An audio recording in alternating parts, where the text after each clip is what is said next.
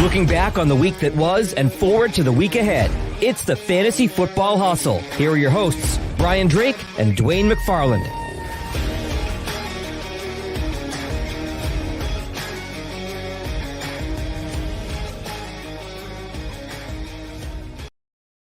All across the fantasy universe, welcome in to week 9 of the Fantasy Football Hustle. I'm Brian Drake, joined as always, well, I shouldn't say as always, he skipped last week, but we got him back, the analytical assassin, Dwain McFarland, senior analyst at PFF.com.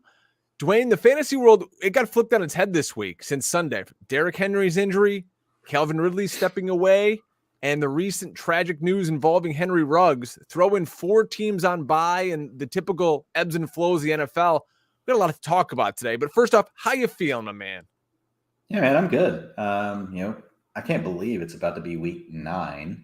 Well, I guess it is week 9 at this point. We're 2 days away from Thursday night football. So yeah, my first year of doing this, full time, it's a recalibration, to the way your weeks work.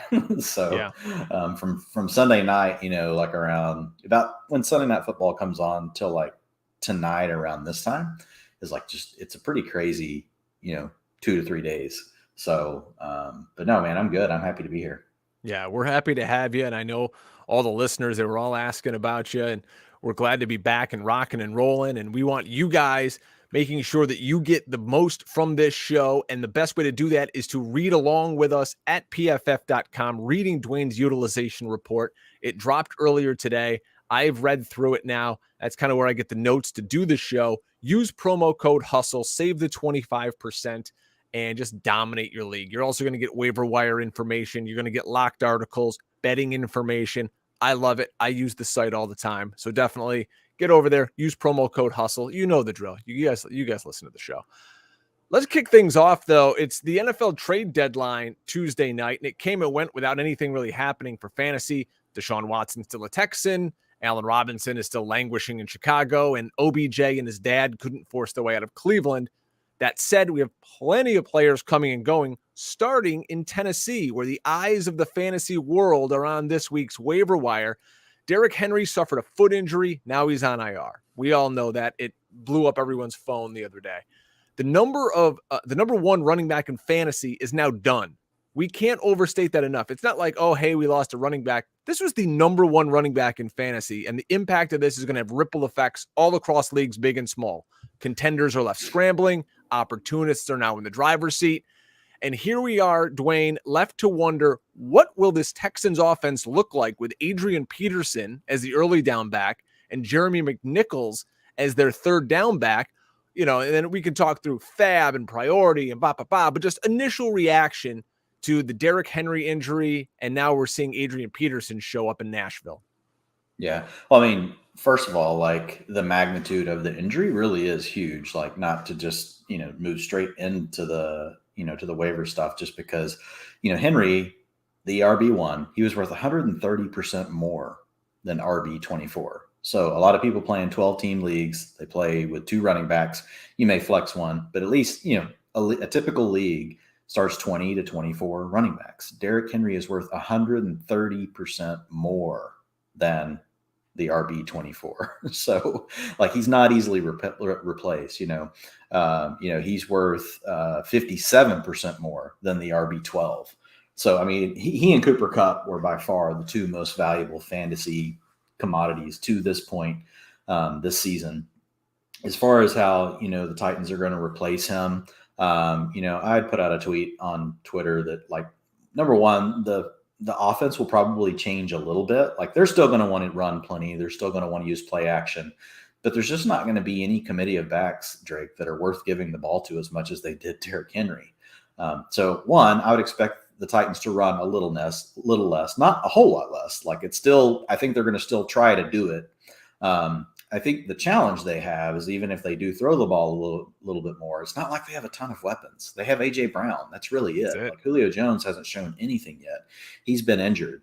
Play action and tying everything to the running game is really, how they've been able to kind of, reinvent Ryan Tannehill. So they're going to want to keep some of those elements. So I'm real curious to see what they do. But everybody else outside of, AJ Brown, and even if you set Julio Jones aside due to injuries, like they're all rotational players. None of them are out there all the time. So one level up from all of this is like, man, the Titans offense, like they're just in need of playmakers, period. So as far as the way I think this will probably work out, and who knows really, but this would be my best guess. Obviously no one person can replace everything you're getting with Henry and the pace that he was on as far as his carries. But I would guess Adrian Peterson stylistically is going to be the next closest fit. Deonta Foreman could also be, part of that. Those are the two backs, right, that best fit the Henry mold. Not that either one of them are Henry, but they would be really the next in line. And I think Peterson is the lead, but Foreman has given us some good games here or there in the past, Drake. So it'll be interesting to see. But my guess is maybe 40 to 50% of the rushing attempts left behind by Derrick Henry, maybe a little bit more than that, go to Adrian Peterson once he's up in full speed. Knowing Adrian Peterson, he was sitting, he was like laying on his couch doing sit-ups when they called. He's ready. This guy I think just stays ready. He's a true professional. So I expect him to be, involved, right away. Then maybe Foreman takes another 30, 35%. Who knows, maybe Mekhi Sargent, gets a little bit of the work. It depends on who's active. My guess, something like that, like 50 to 60% to one of these guys, 20 to 30 to the other. And then McNichols really handling all the passing down roles just like he was, and maybe a little bit more, right, than what he was getting before as far as, rushing attempts on the ground. But I would expect it to probably be a 3-way committee versus, just to make up for his touches alone, with McNichols' role, expanding a little bit, adding a third back to the mix, it'll handle 20 to 30% of the attempts, and then another back really trying to handle the rest of the load that he had on the ground. And when you look at the Titans, they are 3 games up in their division, but boy, it doesn't feel like that today. This is an offense you mentioned. Really, it's just A.J. Brown now. You could double A.J. Brown. Nobody's afraid of Adrian Peterson beating them because he can't do the things that Derrick Henry did. That said, people have been coming to me and they're like, Drake, what do I do fab wise? Like how much do I bid? And my thought process is this: how often do you get in week 9 a 2-down and goal line back on a first place team that wants to run the football? And that's really what we have right now. And who knows, he could come in and blow out his hamstring because he hasn't run in a year. We don't know. But at this point, if you're going to be aggressive and you need a running back for the long haul, he's kind of in the vein of, would you say, Dwain, he's like a lowercase Leonard Fournette because he didn't even catch any passes. At least Lenny gives you that aspect. Yeah. It's I think you hit it like, I would think of it, Ian talked about it on our other pod. He said, hey, is this basically, are you getting like Antonio Gibson? Mm-hmm. I think that's a good comp. Like you're not, you're maybe getting 70 to 80. Well, before this thing that went on with Gibson this last weekend, where all of a sudden, he just lost these attempts to Jarrett Patterson, it probably will be something similar to that. But I don't think even quite as much as what you're getting from as far as attempts for Gibson. I think a little bit more of that gets split up, because you'll have more of a 3-back committee. But yeah, I think that's a good comp. And whenever you look at it, I think what you're buying into is what you just said. This is a team that runs the ball in every single game situation. When they're trailing, they run. And so trailing means down by 4 or more points. They run the ball 7% more than the NFL average. When they're in close games within 3 points, they run the ball 8% above the NFL average. And when they're leading, they run the ball 4% above the NFL average. So leading being 4 points or more in the lead. So really across every game script, they want to run. They're incorporating the run into everything they do, and it's tied to their passing game. Their next few games at the LA Rams and then home against New Orleans, who we just saw Leonard Fournette try to run against them. It's not very easy. Then Houston and at New England before their week 13 bye. So not some, a couple good, couple not so good matchups in there for Adrian Peterson. We'll see how some of these play out. How do you think this is going to go in high stakes? You're Mr. High Stakes guy here. How much do you think these guys are going to be blowing on AP? Whatever they got left? Yeah, it'll be 50% plus, especially, look, the Derrick Henry manager likely has a good team because Derrick Henry's been that good. Mm-hmm. You know what I mean? They likely have a team that's at least in contention. So even though they did spend a first round pick on him, I mean, that's how good he's been. So unless they just totally blew it. So I would expect that fantasy manager. So that's the first thing you got to do. You go find your Derrick Henry manager in your league and you see how much fab they have left. If they only have $10 and you start with 1,000, okay, that's big. That's huge. But if they've got all their dollars left, like they could use it all. You'll just have to look at the rest of their roster. But I think you're going to have to put 50% plus on him, despite the fact that it's a 36-year-old back, just because of where we are in the season. It's like you said, we're in week 9. We've got 3 to 5 more games, depending on how your league is set up, and then you're in your playoffs. So there's not much time left. No. Andrew in the chat asks, is Henry a hold and redraft? No, you can safely drop him. There's talk, he could come back for the playoffs, but that's not going to impact you for fantasy football. So if you have Derrick Henry now, I think you can drop him. I think players that play in some of these big tournaments, like, what I play in, where there's also the round, right? Once you have your playoffs, then you go into the championship round where all the league winners and the top scorers go into a pool, right? Into this race. I have seen some people there, talking about potentially, stashing Henry for that last week in case you make it in. So that would be the only reason I would potentially think about it. But even then, man, I just, and I'm not a doctor, but it just feels like a lot to ask to see Henry again this year. Exactly. You know what I mean? Unless it's actually the NFL playoffs. Shirley with a nice point I've seen made in a few places. Is it telling that AP did not land on a team that's been looking for a running back like the Ravens or et cetera? Yeah, maybe. But then again, he's also a free agent. He could sit at home and he can make that choice. If he doesn't want to play for that team, he can always say, I don't want to go to Baltimore. I want to go, kind of where I want to go. And, he's a Southern guy, and maybe Tennessee is it's not that far south, but Dwain, you were just there. It's kind of considered the South, right? In Nashville, maybe, this opportunity is too good. It's a first place team that you're going to, a chance to go to the playoffs. Yeah, I would think the Ravens would have gone to Peterson, but I don't know. I never heard that. Like, he stylistically could have fit like what Gus Edwards had been doing there before. So sure, I think it could be telling, but I'll tell you right now, like watching Adrian Peterson and Latavius Murray, I watched Adrian Peterson last year. I think he's better than both of those backs. One thing you say about Peterson, like, look, he's not his 26-year-old self or his 24-year-old self. But he doesn't look terrible when he's out there. To me, he still looks like, every time you see him, you're kind of like, man, like, okay, I still saw a jump cut, see a little power. Like, he's not going to run away from everybody. But I think he can be a serviceable back probably still in the NFL. The biggest thing is, will he be able to stay healthy? Yeah, no question about it.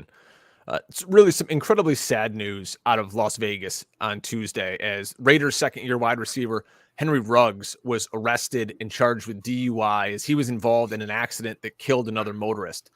So, folks, we're here to talk about fantasy football. That's what we do. That's how we'll go forward. I lost my best friend about 16 years ago in a DUI accident. He was hit and killed by a drunk driver going the wrong way on a highway as he was going to work. This impact, I felt this directly. I've also had one of my great friends from college that I was roommates with. This happened to him, and he went to prison, for it. And I know both sides of this. It's not fun, and there's a lot of lives that are changed. So just to kind of frivolously go over it and say, okay, now let's go on to fantasy football. A lot of people's lives changed today, and I feel so bad. I think it's a great reminder. Yeah. Ryan, like, what's at stake, like, when we do these things, because it's easy, even as we are adults, but man, there's Uber, there's so many things now, like, that we should take advantage of. You've heard my story. Like, our very best friend was also killed in a drunk driver. When I say mine and my wife's, so it was really her best friends, but we raised our kids together. Our kids were all the same ages. She would have a kid, we had a kid. She had a kid, we had a kid. She had a kid, we had a kid. And they are all best friends. They still are to this day.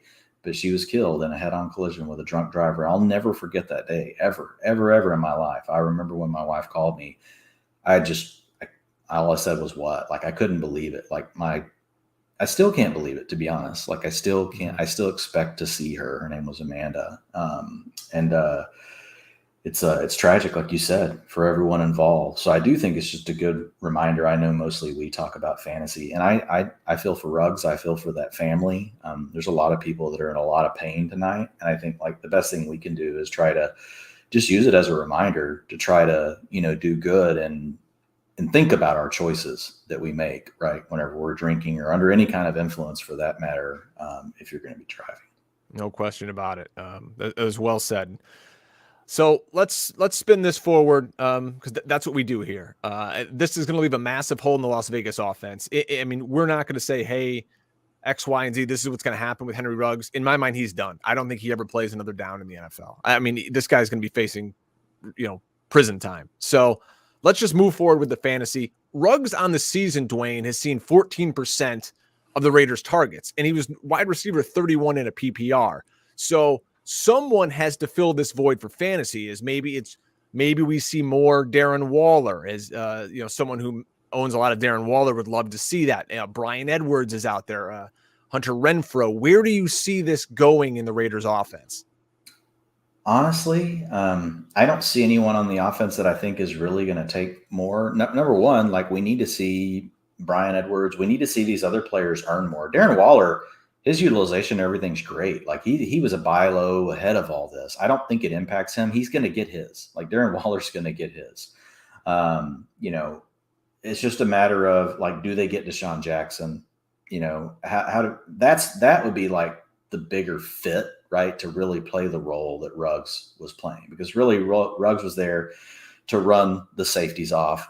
Brian Edwards, like it's a player I really want to like. I own him, or I roster him on some dynasty teams. And I just, I struggle, when I watch him just to really like, and I don't want to completely write the kid off, but I just don't know how much bigger his role is really going to get. He doesn't do the things that Ruggs does. Can he win contested catches down the field? Yeah, but that's not really what Derek Carr wants to do. Derek Carr likes to use him more intermediate, and he will let him win some contested balls, but more in a possession receiver style. Derek Carr, when he's throwing the ball deep, he's really looking for a receiver, that can break away, and Nelson Aguilar played that role last year. So I think we'll have to wait. I don't see a big shakeup in this as far as what it does to targets. I don't see this meaning a lot more targets for someone else, just by the nature of the roles. I've seen a lot of people ask about Hunter Renfrow. Ruggs wasn't really demanding enough, to be honest, to be, a huge change. I think they'll fill that, with someone else. I think Hunter Renfrow plays a very specific role. Darren Waller was always going to get his. Brian Edwards plays a very specific role. Maybe he gets a 1 or 2% bump, but he's got to earn that. Like, Brian Edwards has to be good enough to earn those additional targets. And that's the big problem with the Raiders right now, outside of Renfrow working from the slot and Darren Waller working inside against linebackers and safeties. I don't know who else can earn looks on the outside. And maybe that's the simplest answer, is just don't worry about it. Just those are the two players, that you want to be rostering. Yeah, good call from Casey in our chat room. Maybe the Raiders give John Brown a call. He was on the roster up until Isn't he recently. with the Broncos now? I think he might be on a practice squad. He's been playing. He's had snaps. So we'll see the last couple of weeks. I'm surprised they couldn't that would be a good. That's the kind of comp you're looking for. A Deshaun Jackson, a John Brown. There's not a ton of these guys out there, right? Yeah, they can run as fast as those guys do. And Deshaun Jackson, that's a waiver situation. They have to be in. And they have like the 26th claim, I believe. I was looking. Yeah, the Raiders are listening to some NFL version of this podcast tonight, being like, "Well, do I use my top waiver claim on Deshaun Jackson?" Yes. Yeah. And also, looking at Derek Carr, they do have a really nice schedule coming up. Do you think it impacts him much? I mean, boy, oh boy, they've got Giants, Chiefs, Bengals, Cowboys, Washington, Chiefs again. I mean, it gets real juicy for Derek Carr here. Yeah, I do think it affects the offense because of what Ruggs was doing, the role he was playing. They don't have someone to replace that.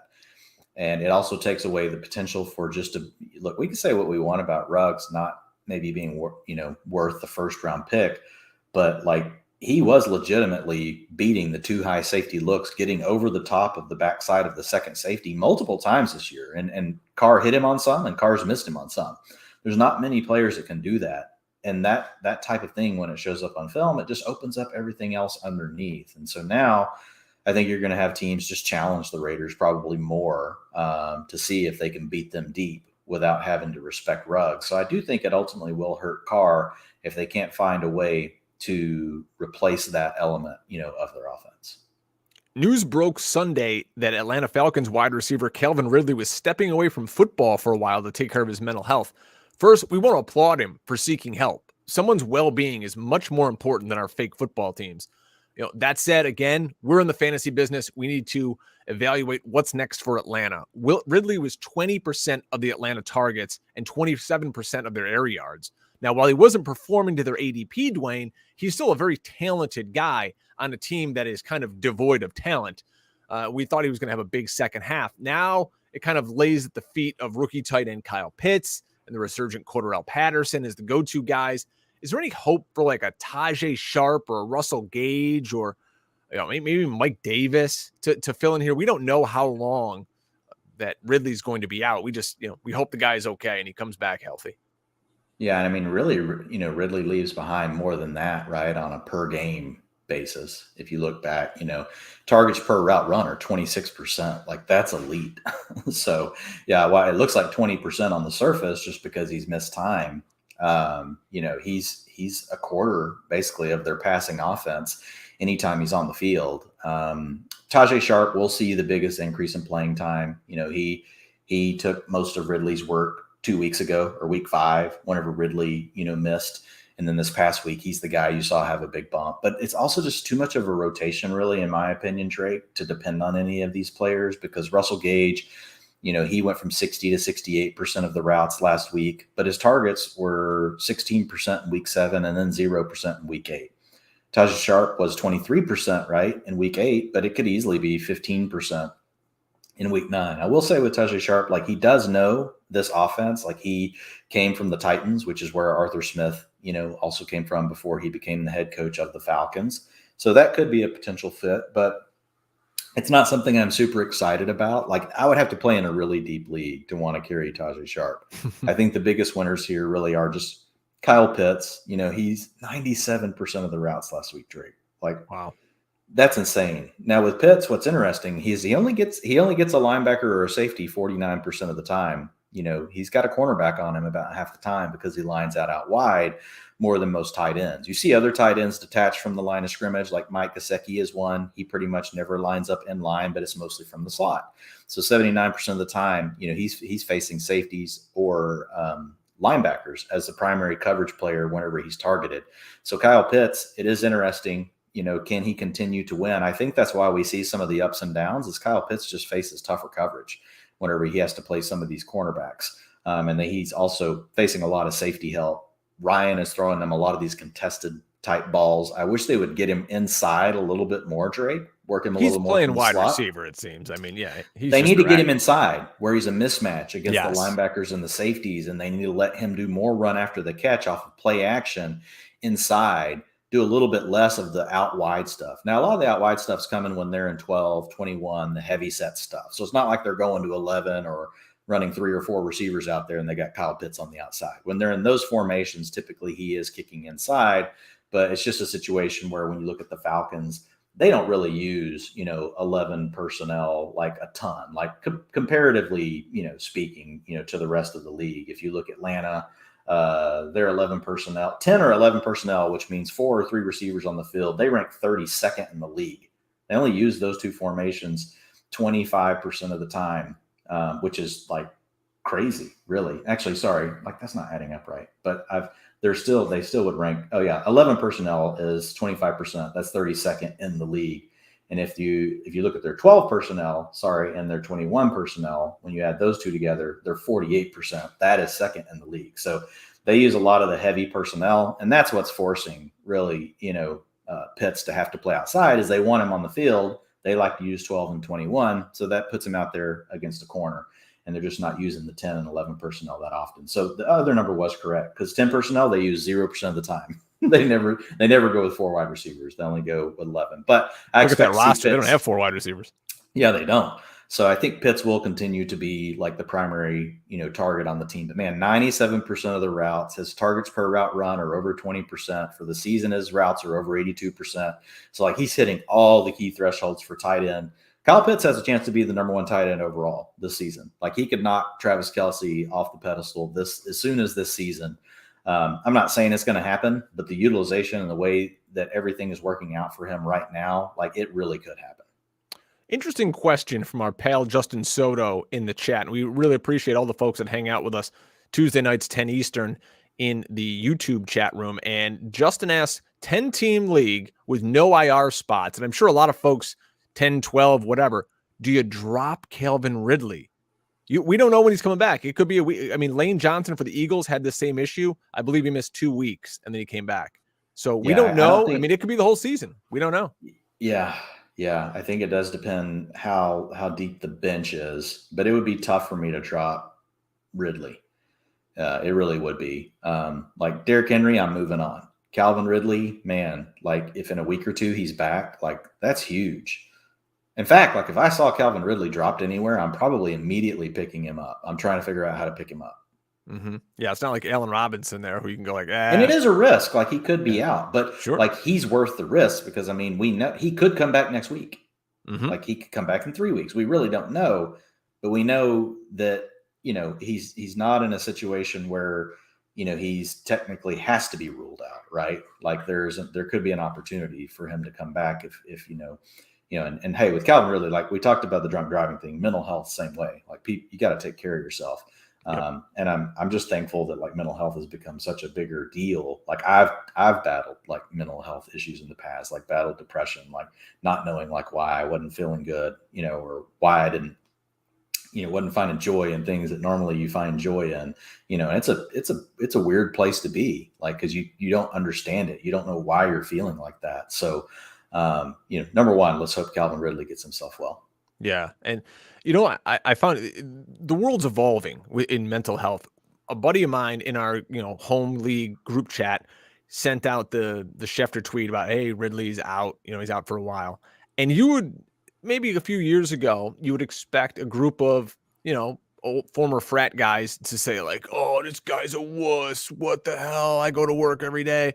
And it really wasn't that. And a lot of guys were like, man, hope the guy is okay, and it kind of, it's a good way to also check in on your league mates. These are a lot of your friends too. And we went through a crazy year or two here with the pandemic. Check in on folks in your league, see how they're doing. Don't just say, hey, trade me, Ezekiel Elliott. Kind of be like, yeah, man. You can do that after you check in on him, but yeah. Now he thinks you're a good guy because you checked in and then you take his best player. That's the move. Yeah. And then check back in on him though after that, because you may have sent him into a spiral. Yeah, exactly. Talking about a spiral, you can go down, but apparently not down far enough where you can't dance with your crutches, because the Saints knocked off the Bucs on Halloween, and in doing so, lost their quarterback, Jameis Winston, for the season. But he did have a sweet dance afterwards in the locker room, if you saw that. Well, not many of us were rolling with famous Jameis. The prospect of Taysom Hill returning to a starting role has ripple effects throughout the Saints lineup. Last year, you remember with Taysom Hill starting 4 games, he was the QB5 in that stretch. The biggest impact to me falls on Alvin Kamara. Now, I roster Alvin Kamara in my biggest league, so this is a conversation I've been waiting to have with Dwain. Now, Kamara, who is seeing 30+% of the targets before Mark Ingram showed up this week. Now you throw Taysom Hill in the mix, who barely checks down to Kamara last year, and he can vulture goal line touches. You got a major issue for PPR's RB7. So let's kind of unpack Alvin Kamara's situation with Taysom Hill. Let's start with Taysom Hill as a quarterback. And are you adding him? We don't know if Trevor Siemian's going to start this week, but you would think Taysom Hill is going to take this job eventually. Yeah, I think Taysom Hill is a must add.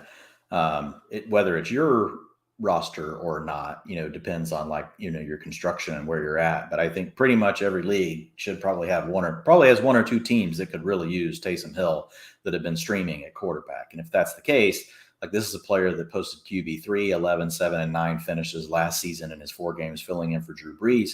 We've all seen Taysom Hill this year. His name's Jalen Hurts, right? I think Hurts, obviously, I had some people already hit me like, do I drop Hurts for Taysom Hill? No.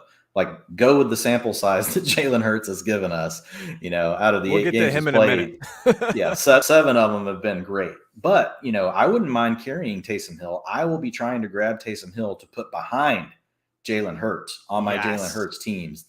It's a huge move, just because if down the stretch, if for whatever reason Nick Sirianni just has a bug up his butt or whatever, to where he's got to want to prove something or try to really lay the blame on Hurts. And don't get me wrong, Hurts has his challenges, but look, I mean, you're the Eagles fan. You can speak to it more than me, Drake. But Sirianni, I think, is struggling to figure out how to maximize his players here in this offense. So I would never say never. Like, it feels like there's enough legs to this thing with Jalen potentially getting benched at this point that my antenna is definitely up.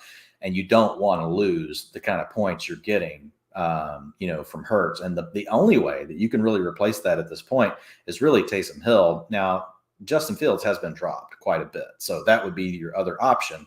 But just like we talked about with Jalen Hurts, I'm going to go with the other 7 games that I've seen or whatever it's been with Justin Fields and think that, what we saw last week probably isn't what we're going to get. Now you got to play the Steelers this week, right? So I think when I look at Justin Fields, still taking way freaking too long to throw the football. Getting sacked way too much. Now he's scrambling. They're not using him much on design rushing plays, but his scrambles were way up. But I think Fields still has some more growing to do. I would try to get Hill and then Justin Fields afterwards, especially if I am the Jalen Hurts manager in a league. Now, as far as how it impacts the rest of the offense, I think you teed it up perfectly, Drake. If you look last year, 14% target share is what Kamara had over that 4-game stretch. Oof. It's a bit deceiving, because there was one game where he had a ton, right? And the other 3 games, he had nothing. So I'm really interested to see what happens. At the end of the day, I tend to believe that, look, you're eventually going to get Michael Thomas back. We've seen these other receivers. There's really nothing to write home about here. I think you just got to trust that Sean Payton's going to figure out a way to get the ball to Kamara and get the ball to Michael Thomas. Michael Thomas had a 32% target share over that 4-week stretch last year with Taysom Hill, and he could be back here in the next week, 2-3 weeks. We don't know for sure what it's going to be, but I mean, he's getting into the window of where he could return. But overall, like, my guess, Drake, like, this is already one of the teams that wants to run the ball, like, is the least interested in running the ball. And look, they want to play defense, not make mistakes. There's really not a big reason to throw a ton with the weapons they have around them. I think Sean Payton has truly gone like Bill Parcells here, trailing by 4 or more points. They throw the ball 9% less than the league. Whenever they're within 3 points, they throw the ball 1% less than the NFL. And leading by 4 or more, they throw the ball 10% less than the NFL average. I think those numbers will go even further down now with Taysom Hill, because he will be another component to the rushing attack. As far as Kamara's picture overall, though, the Mark Ingram thing, like, Mark Ingram didn't have a huge week or anything, but Kamara's routes were at 71 and 73% and pretty much over 70% every week. And then this last week, they tumbled to 46%. And you had Mark Ingram out there for 21% of the routes. It wasn't like he really even hurt him in the rushing attack, like where we would think. Like, Kamara's rushing attempts have been 76%, 69%, went to 68% last week, only down 1% with Mark Ingram in. But his routes dropped down to 46%. We need Kamara to stay up around 65%, of the routes, to give him a chance to have that 20% target share that we all love so much. Yeah, it's interesting. I'm an Alvin Kamara owner, manager, however you want to say it these days. Roster, yeah. And I'll be honest, I'm going to listen if some people come sniffing around this week and see what kind of haul you can get for them, because, folks, maybe they'll give up the farm. It's tough now because you're losing star running backs left and right now with no Derrick Henry there. But, I'm not going to say never if somebody comes with the right offer, because they haven't seen Hill in there yet torpedoing them. Maybe their short memory from last year. You mentioned Justin Fields, Dwain, and he really showed us something on Sunday. Maybe it was because Matt Nagy was home with COVID, but Fields, who was only rostered in 17% of ESPN leagues, completed 70% of his passes, and maybe more impressively for fantasy, he ran 10 times for 103 yards and a score. Allen Robinson is dead. I dropped him today in a league where I drafted him in the 3rd round. I was hoping to see if he was going to get traded. He did not. At 401, my finger hit the button. Just want to get your thoughts on this Bears offense going forward. The thing is, they're playing well and they're winning some games, So, I mean, whatever they're doing is working, I guess, but you're just not going to see it for fantasy, especially these receivers. I mean, Mooney, A-Rob, forget about it. Well, my big concern right now for Fields is, can he survive Pittsburgh?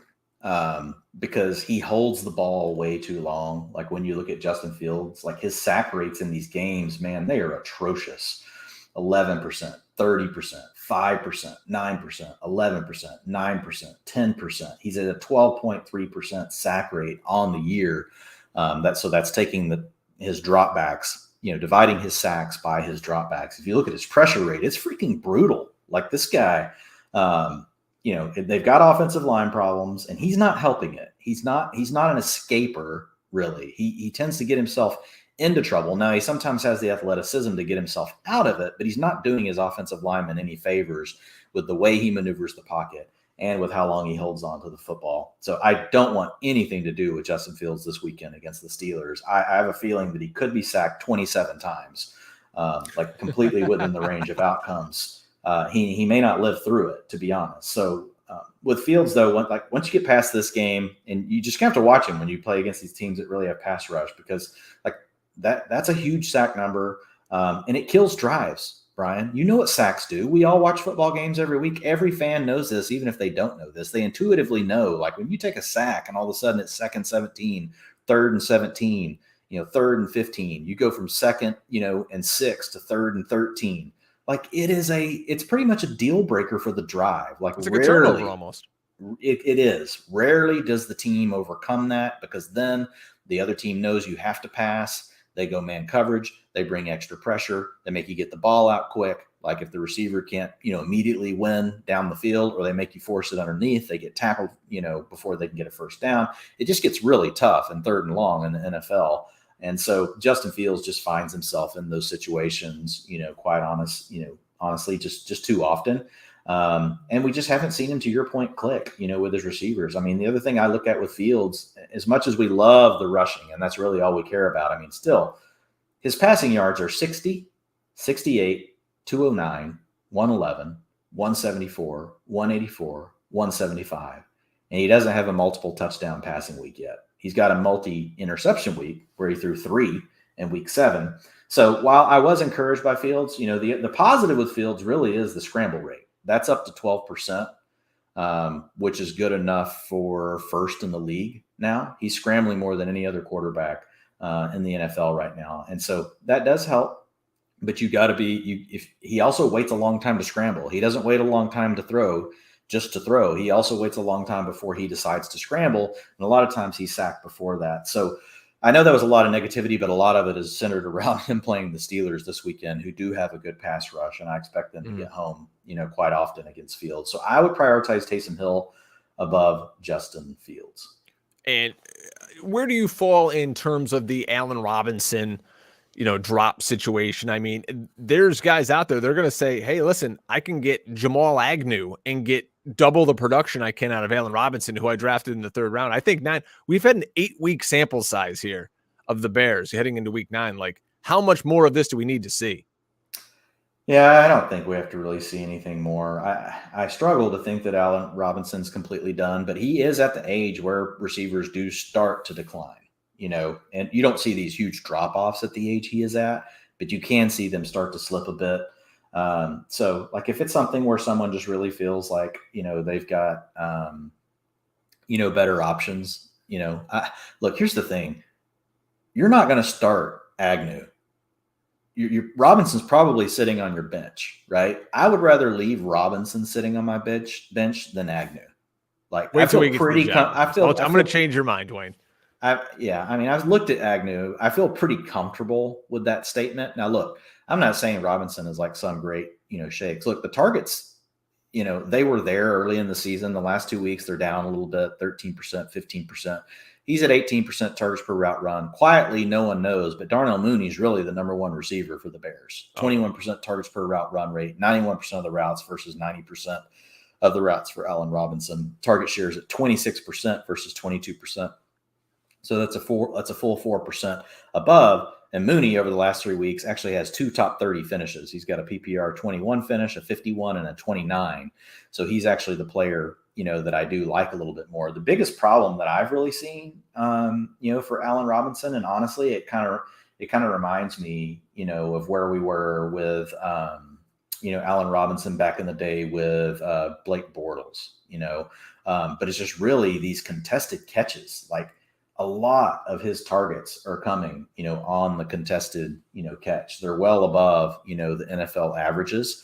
Only 64% of his targets have been catchable. That's 12% below the NFL average. 32% of them have been contested. That's 12% above the NFL average. So Allen Robinson, that goes to both players, right? Allen Robinson's probably not doing a good enough job of getting open. And then Justin Fields is probably also not timing the throws well, and getting the ball to Robinson at that moment whenever he is most open, which is something that you have to be able to do in the NFL. All right. I've waited to do this the entire time because we're going to talk about Laviska Shenault being basically, Should I hang up and listen at this point? Someone told me, I think it was Shirley earlier on. She said, I don't like victory laps, but you can take one here. It's a long season, a lot can change, but I did tweet out this morning. So in a half-point PPR, Jamal Agnew has had, in the last 3 weeks, 14.9, 11.6, and 10.03. He also has 135 return yards. So he does kind of return their kicks, and you can get some extra sneaky yardage on that, whatever. He was wide receiver 19 in half-point PPR this past week. Laviska Shenault, in the same 3-game sample size, has 17.8 points total. Over the last 3 weeks, Laviska Shenault has 17 targets. Jamal Agnew had 12 on Sunday. I mean, it seems that they've kind of now focused their offense. Hey, we don't have DJ Chark anymore. We still got Marvin Jones. How about Dan Arnold and this slot receiver return guy, journeyman Jamal Agnew? Let's just focus everything around these two guys. It's crazy, but that's where we are with the Jacksonville Jaguars right now. And oh, by the way, we're going to be rolling out Carlos Hyde as our running back for the next week or two. It's crazy here in Jacksonville. I don't know, Urban Meyer, if the lap dances have got to his head, but what are we doing here, Dwain? Yeah, I mean, I was hopeful for Shenault, and we've really been low on Shenault all season. And so, I try to be fair, like when I look at the data, and I thought that there was a positive before the bye week, him seeing 80% of the routes, and he had been down in the 70s and 60% range. And it was really tied to his new role where he was playing outside. So naturally, when they would go to 11 personnel, like there wouldn't be a reason, that he wouldn't just have to be stuck only playing 11 personnel, meaning when they went to 12 or 21 or any of these other heavy sets, he could stay on the field. Well, then we saw his routes dropped to 60% this last week. In week 5, they were 65%, jumped to 83%, have your bye week, come back, and they're like, nah, we really don't want to keep him on the field. So now Shenault is actually in the worst situation possible. He's moved outside. He faces the tougher coverage. He's not really a great route runner. And he's actually getting less routes than he was before. So he's getting tougher coverage and he's getting less routes. Before he was at least, getting, even when he was getting 60 to 70% of the routes, it was inside, right? Where you get the free release, you get to play against, more zone coverages, get more looks against linebackers and safeties. And now all of that is really going to Jamal Agnew, to your point. And he just looks to be the player they want to feature more right now. Like Agnew, I'm not picking him up. I just can't see a way where he really matters. But when picking him up, I started him in Scott Fishbowl last week. Well, hey, in a format like that, I mean, that's a really good point. Look, we don't know the formats everybody's in, but in a format like that, yeah, you bet Jamal Agnew, you can play him, and he can actually squeak something out for you. You're playing a league where you got 4 flex players or something, right? And you're in a 12-team league. Jamal Agnew's in play in that league. I'm just talking the typical league where someone has 3 receivers and a flex spot. I probably can't figure out a way to get Jamal Agnew into that lineup, and I also probably can't figure out who the hell I want to drop off my roster to pick him up. I'll send you some screenshots, just you wait. So I'm sure there are always exceptions, and I'm not saying I'll never pick up Agnew. There'll probably be a spot or two. I have enough teams where he'll end up on a few rosters this week. I'm not going to go heavy on him, in free agency. It's going to be funny when Agnew blows up for 500 yards over the next 3 weeks, because that's usually what happens whenever you make some sort of call, Drake. I dumpster dive with the best of them. Speaking of dumpster diving, let's go to the Jets. Yes, the Jets are being mentioned in a positive light on the hustle. it has something to do with their fill-in QB, Mike White. So not only did he go off for 400 yards, which was the first time a Jets quarterback did that since Vinny Testaverde, but he's getting rookie Michael Carter involved in the pass game.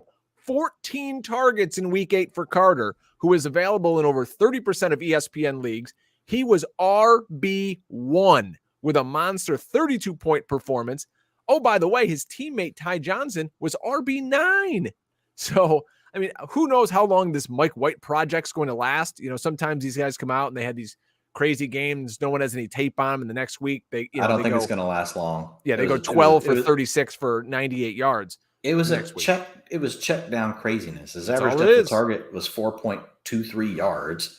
63% of his yards came after the catch. Like, Mike White's not repeating that feat. Like, the next team has got to take away it's just, dink and dunk, which maybe, hey, we could see more and more of that in the NFL. With all this too high stuff, like maybe this is the new way you get them out of those looks. It can't just be the running game. We're going to have to be more okay with some of these passes underneath the running backs, even though historically speaking, when you look at that, from, a data perspective, those things aren't necessarily good, right? The analytics won't tell you those are the things you should be doing. But when you're facing too high safeties all the time, which most of the league is now, like now we're waiting on right now in offense, Brian, is basically what's the next evolution of offenses that are going to now counter that? And this isn't necessarily new. We've seen too high safeties and things like that in the past. But it's kind of funny that it took defenses this long to figure out in the new passing league that, why don't we just maximize more resources towards the passing game and just not give up these big plays? But now defenses, they're seeing the light of that. So offenses are going to have to evolve to do something. And so like these kind of things, can happen. Defenses need to be really good at tackling if you're going to be able to get the ball underneath in space to players like this, like Michael Carter. But yeah, man, Carter, here's the big news on Michael Carter. And this is huge news. 63% of the long down and distance, 63% of the 2-minute offense, 75% of the short down and distance. This is an every down back. His rushing attempts are going to hang around the 55 to 60% range because I think they want to kind of keep him fresh. He's a little bit smaller. But other than that, like you're looking at a player that, really profiles similar to a utilization of what you would think was a player before this year, like an Alvin Kamara, right? Where you get him around 50% of the touches, you get him involved in the passing game, which is what they talked about all preseason. They talked about it when they drafted him. And so it really is coming to fruition. His targets per route run over the last 3 weeks, 20%, 31%, 41%. So, I mean, he's hyper involved and he is pretty much out there, can play in all situations now. Like, I think this is his backfield. Ty Johnson is the change of pace back. He actually had a nice little week as well, thanks to all the passes underneath. He had a target share of 13%, but he was able to do a little bit with those targets. He's the PPR 32, 21, and 10 over the last 3 weeks. So really it's been the whole Jets backfield that's bumped up, but Carter is the lead back. Yeah, I mean, he's really what Miles Sanders should be. If he's available in those leagues, like if he's available, I can't imagine him being available in a hustle listener league. Hustler.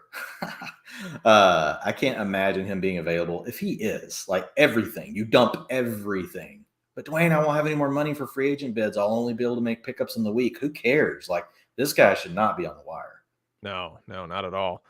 Like I mentioned, he's what Miles Sanders should be, and maybe what we thought Kenny Gainwell would be, or at least many people thought Kenny Gainwell would be against Detroit last week. But instead, the Eagles came out with this uber heavy run script, and Boston Scott and Jordan Howard, really more so Boston Scott early, was the direct fill-in for Miles Sanders. Kenny Gainwell stayed in his hurry-up role that they didn't need because they were clobbering the hapless Lions. So now going forward, Dwain, there's a couple things I want to unpack here with you. So we got Boston Scott and Jordan Howard, each 12 carries, each around 60 yards, each scored 2 touchdowns. Now, that's not going to happen every week, although this week against the Chargers defense, who can't really stop the run, it'd be nice to keep pounding the rock. I would tell people don't go dropping Kenny Gainwell, though. But Boston Scott, I would absolutely say you want to go pick up. I mean, Scott just finished his PPR running back 12. Jordan Howard was number 13. So What are your thoughts on this Eagles backfield right now? It's kind of a mess, to be honest. Yeah, I'm under on it. Like I only put a fab recommendation of 2 to 5% on Boston Scott. Like, so that tells you what I think. I think it's a complete disaster. I think they got in a perfect game script, right, against the perfect team, right? Mm-hmm. Detroit Lion and Houston Texans can solve a lot of problems for a lot of people, for a lot of offenses. They made a bad offense look pretty good for a week. Yeah, so I think that's really, what we're dealing with is just that. So I mean, the Eagles last week, they trailed by 4 or more 0% of the plays. They actually led by 4 or more 78% of the plays, by far their most of the season. Let me tell you how often they've led by 4 points or more, because I love Brian. On a game by game basis. Week 1 looked kind of good, led by 4 points or more on 49% of the snaps. Then we went 0%, 0%, 0%, 0%, 0%, 0%. That was a good financing rate. Yeah, 12. Yeah, it is. That's refinance your house at the Eagles rate of 4 point or more leads on most weeks. Like if there's a special like that out there, you should sign up. So it's just a situation where they ran the ball last week 69% of their plays. They only threw the ball 31%.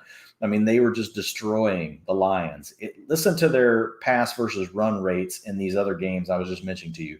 91% pass to 9%. 82 to 18, 69 to 31, 73 to 27.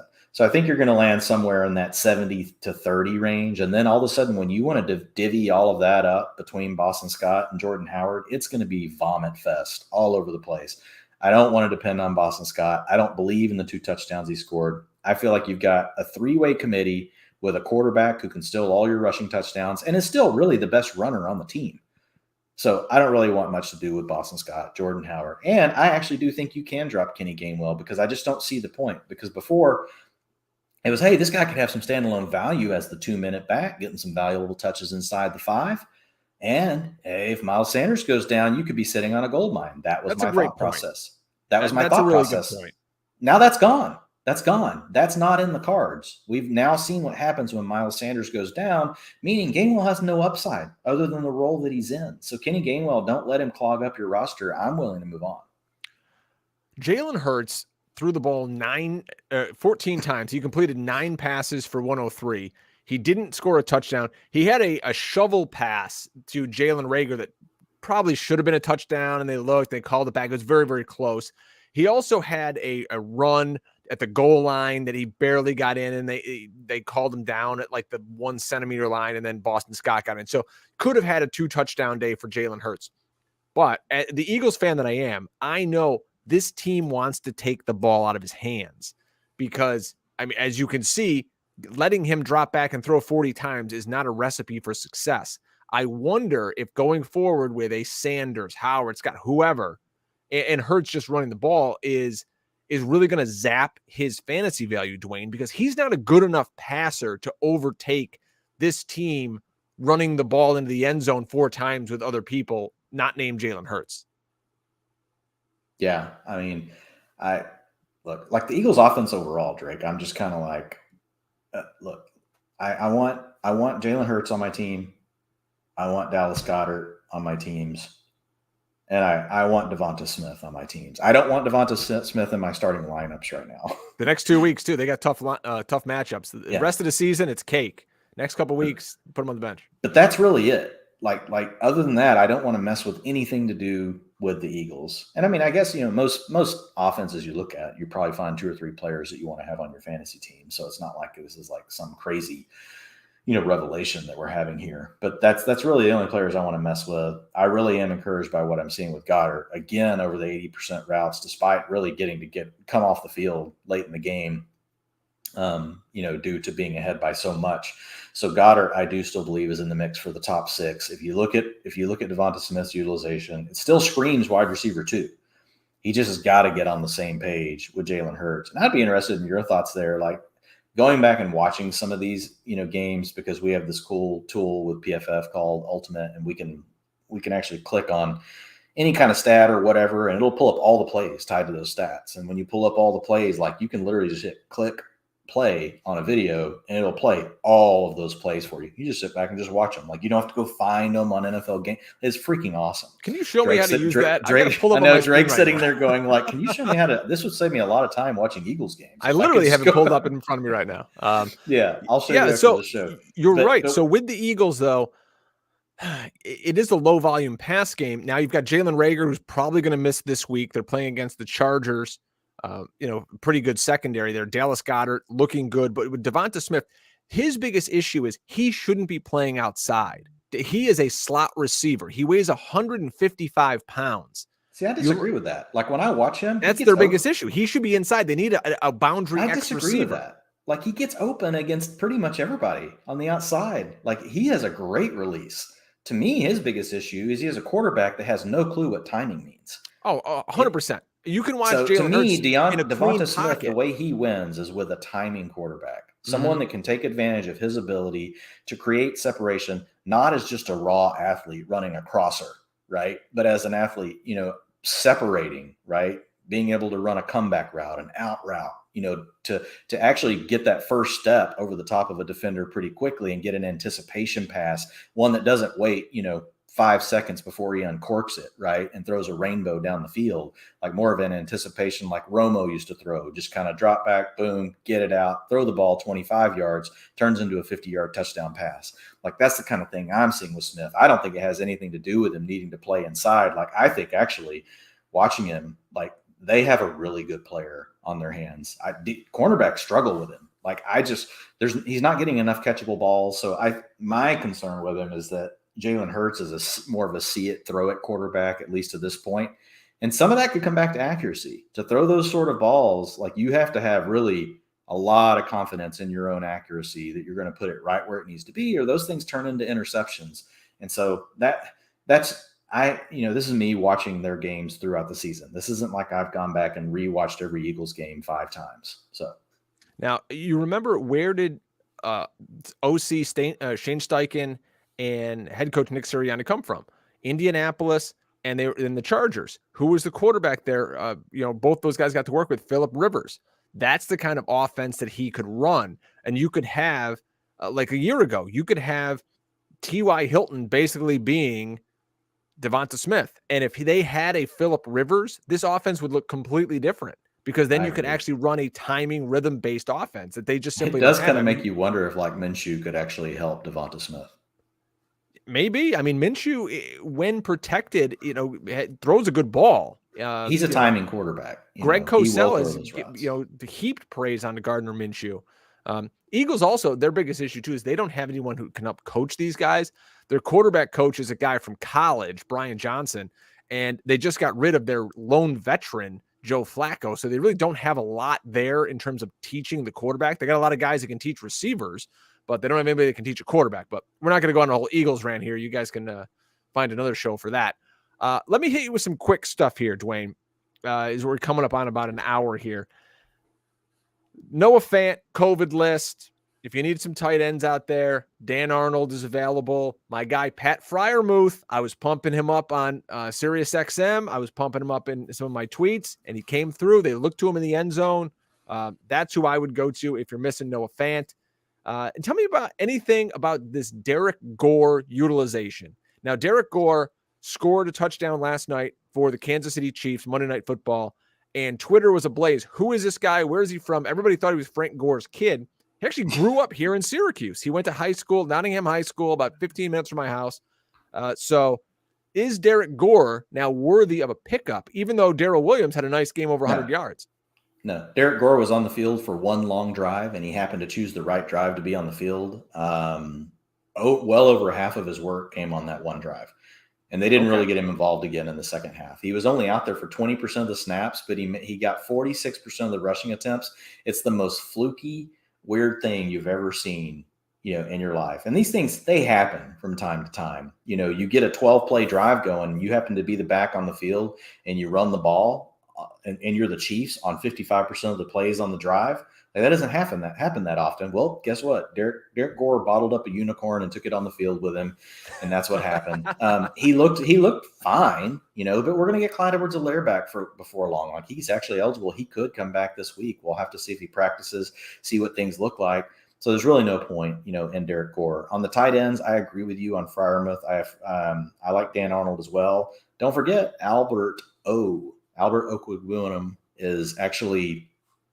Sorry, Okwuegbunam is, if you go look up his pronunciation, Drake, since Ian's named me the official pronunciation guy of the freaking podcast for PFF. But he actually would probably play the role that Fant had been getting to play. And Fant went back to only running a route like 65% of the times when Albert O came back this last week. And it's a killer for tight ends, which is why why Noah Fant was liking tweets, saying, hey, free Noah Fant, trade Noah Fant. I think that's why, is he's tired of this crap of he's an every down player. Like, he should be out there all the time. And he's not, so Vic Fangio's days have got to be numbered in that town. But anyway, I do think Albert O is actually just as good as either one of those. I would actually prefer Albert O. If Fant is out, I would prefer Albert O over both of those players, but I would have Freiermuth second, and then I would have Dan Arnold third. If you guys are playing any DraftKings, Albert O, 2,600 this week. You can fit a lot of fun players in there with a $2,600 tight end. By the way, Dan Arnold's 3,400, Mark Andrews 5,500. While we're talking tight ends here, a guy in our chat room asked, should I sell Travis Kelce, or do you think he'll turn it around? Our friend of the show here, Adam Levitan, always talks about his age model, and it looks like Travis Kelce may be finally hitting that wall in the age model. Do you see that, or is it just kind of a freaky whatever's going on with this Chiefs offense at the moment? I just don't see a person like he all of a sudden is hitting the wall like in the season. I mean, I don't know. I think Travis Kelce is going to be fine. I'm not saying I would never trade Travis Kelce, but just make sure that you get full value for Kelce. Yeah. There are plenty of good tight ends now that you can make part of the deal where you move Kelce for two players, where you get a Goddard back, you get, obviously, you would go for Pitts. I would be willing to look at Hawkinson. I would be willing to look, who else am I missing? Obviously, you're getting Kittle back, but you kind of worry about his injuries. I mean, Mark Andrews, there's a lot of really good tight ends out there this season, as much as people talk about tight end being a complete crapshoot. And I do get that, but this has been one of the best years for tight ends in a long time. So there's plenty of guys that you could go after, but I'm not as worried about Kelce. Do we need to start to worry about it, for next season? Probably, but Kelce's got to be part of the solution. I think the bigger picture here is really Mahomes is really struggling, and he doesn't want to just march the ball down the field. He continues to look for the big plays and pass up, some of the throws underneath, and he's going to have to get more comfortable taking those. And I think Kelce can be a huge part of that. Yeah. Patrick Mahomes is the guy on your bar league softball team that every time he comes up is trying to hit a home run when all you need him to do is hit a single to score the runner from third. That's him every time. I'm going to bail from the pocket. I'm going to throw it behind my back. I'm going to, watch my goofy brother dancing like a jerk off on the sidelines. I'm going to, throw it to the moon. Like that's what he's doing these days. Quick hits here. Seattle, they're on a bye. I got a couple of bye week things for you folks out there. Russ possibly back soon. Lockett looked pretty good this week finally, but the running back situation's a mess with these three guys.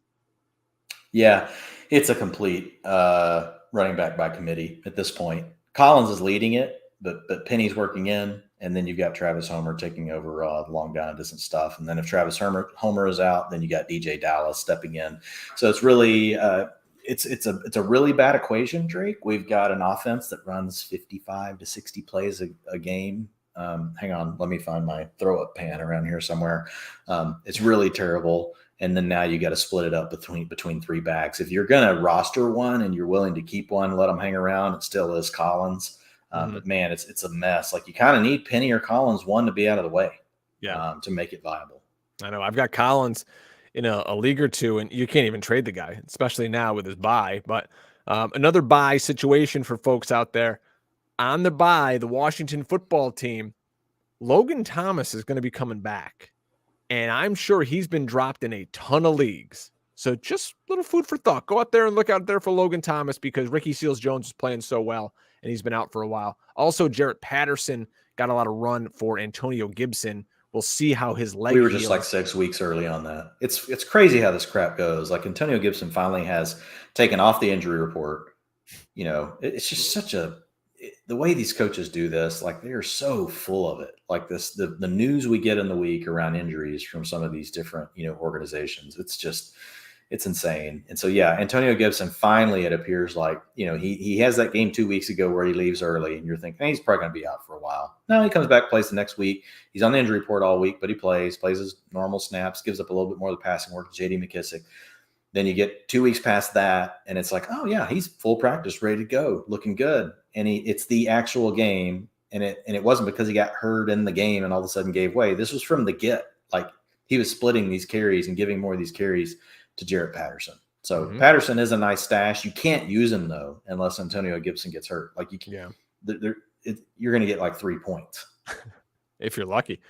How about the Rams? They waived Deshaun Jackson, opens the door for Van Jefferson, who's only owned at 8.5% of ESPN leagues, to take their third wide receiver slot and run with it.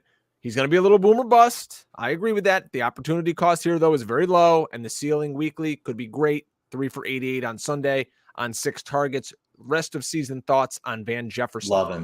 Love him. Boom bust wide receiver 4 for now, but I've seen enough from him in the data as well as just when you watch him that there's more there. There's more to this player. So I think there's a lot of paths for Van Jefferson to expand his role as this season goes. It could either just be through his own play. He could get a little bit more work by the nature of just getting to be out there for 95% of the routes, 90% of the routes, right? That's what gives him the immediate boom bust wide receiver 4 tag. But if you were to have a Cooper Kupp go down, if you were to have, like, this is a guy that can play the slot, if you were to have Robert Woods go down, he's just a player that I do believe is good enough to really take on more, like should the opportunity come. He's also good enough to potentially demand a little bit more. But seeing him do what he's doing in the deep game, Drake, is not an element that a lot of people thought he had in his game. A lot of people really thought, even a lot of people I really respect really thought he was more of a, underneath intermediate possession technician, had some nice skills, but didn't see him as a guy that could really win deep like what he's been doing. So to see that element in his game and then, just reading what a lot of these coaches think about him and like even these wide receiver, camps that like Stephon Diggs and all these players go to, like he's mentioned like up there with all of them, like as far as these release moves he comes up with, like the coach was going on and on as like the number 1 release move in the league was taught to him by Van Jefferson. He's like this guy, like, he's like an artist out there. So I expect big things at dynasty players. Van Jefferson's a buy, like big time buy. Let me hit you with some rapid fire here. Rest of season, Javonte Williams or JD McKissic, PPR? Javonte. This week, Chase Edmonds or Michael Carter, full PPR? Carter. Alex Collins or Adrian Peterson, rest of season? Peterson. All right, there we go. Folks, we appreciate it. Make sure you're going over to Twitter. I'm at Drake Fantasy. Dwain is past 25,000 followers. Congratulations, my friend, at Dwain McFarland. The show is at FF Hustle on Twitter, Instagram, and I think we still haven't done that first TikTok. Trust me, stick with it, folks. It's coming. It's like the What's Up With That, where they never quite get to Lindsey Buckingham. We're going to get to that TikTok at some point. Make sure you leave a good comment here on the YouTube page. Hit that subscribe button, like, however it works on YouTube. You guys are on that, If it was you porn, you guys would be all over. You know exactly how to get our videos to the top of the queue. But, it's YouTube. Do what you do. Thanks, folks. We appreciate it. Good luck in week 9. Good luck on the waiver wire. Let us know there in the comments if you ended up getting any Adrian Peterson and how much you had to drop on him. For Dwain, I'm Brian Drake. Use the promo code HUSTLE at PFF.com. And until next time, never get out hustled. We'll see you.